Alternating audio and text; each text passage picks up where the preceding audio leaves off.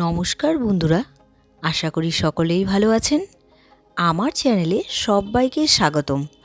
আজকে আমি বানাতে চলেছি একদম ট্র্যাডিশনাল আর সুস্বাদু মাছের ডিমের বড়ার রেসিপি। আমি মাছের ডিমের বড়া রেসিপি সর্ষে পোস্ত দিয়ে বানিয়ে দেখাবো। এই রেসিপির স্বাদ একবার খেলে বারবার বানাতে ইচ্ছা করবে। তাহলে আর দেরি না করে ঝটপট রেসিপিটি শুরু করি।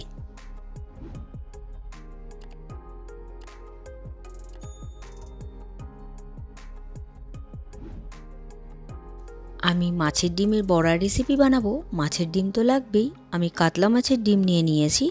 কাতলা মাছের ডিমটা নিয়ে আমি দেখুন ছোট ছোট করে অর্ধেক করে ভাগ করে রেখেছি। আর এখানে আমি প্রথমেই দিয়ে দিলাম নুন, তারপর হলুদ দিয়ে ভালো করে মেখে নিলাম ডিমটাকে। মেখে নেওয়া হয়ে গিয়েছে। পরবর্তী ইনগ্রেডিয়েন্টস হিসেবে আমি নিয়েছি এখানে সর্ষে, পোস্ত আর দুটো কাজু বাদাম নিয়েছি। আর এখানে নিয়েছি পেঁয়াজ কুচি আর দুটো কাঁচা লঙ্কা। সর্ষে, পোস্ত আর কাজু বাদামটা আমি বেটে নেব। কড়াই বসিয়ে দিয়েছি। কড়াইতে দিয়ে দিলাম সর্ষের তেল। তেল গরম হয়ে গিয়েছে। ডিমগুলো মানে মাছের ডিমগুলো আমি একে একে ভেজে নিচ্ছি। প্রথম ব্যাচে কিছুটা ভেজে নিচ্ছি, তারপর সেকেন্ড ব্যাচে আমি এগুলো ভেজে নেব। এক পাশটা ভেজে নেওয়া হয়ে গিয়েছে, আর এক পাশটা ভেজে আমি নামিয়ে নিলাম। আবারও কড়াইতে তেল দিয়ে বাদবাকি মাছের ডিমগুলো আমি ভেজে নিচ্ছি। সবগুলো ডিম ভেজে নামিয়ে নিয়েছি। এবার ওই তেলেই আমি ফোড়ন হিসেবে দিয়ে দিলাম প্রথমে কালো জিরে আর পেঁয়াজ কুচি। এখানে মাঝারি সাইজের একটা পেঁয়াজ কুচি আছে, পেঁয়াজটাকে ভেজে নিতে হবে। আর আমি দুটো চেরা কাঁচা লঙ্কা দিয়ে দিলাম। আর দিয়ে দিচ্ছি এখানে নুন আর হলুদ গুঁড়ো।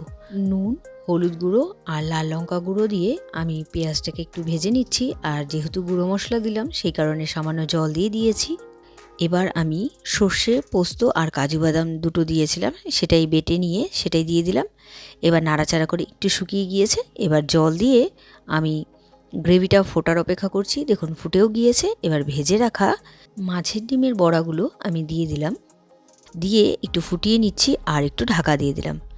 2-3 মিনিট ঢাকা দিয়ে আর মিডিয়াম টু লোতে রেখেছিলাম। গ্রেভিটা অনেকটাই কমে গিয়েছে। এবার আমি নামানোর আগে সর্ষের তেল দিয়ে 2 মিনিট স্ট্যান্ডিং টাইমে রেখে তারপর আমি সার্ভ করছি।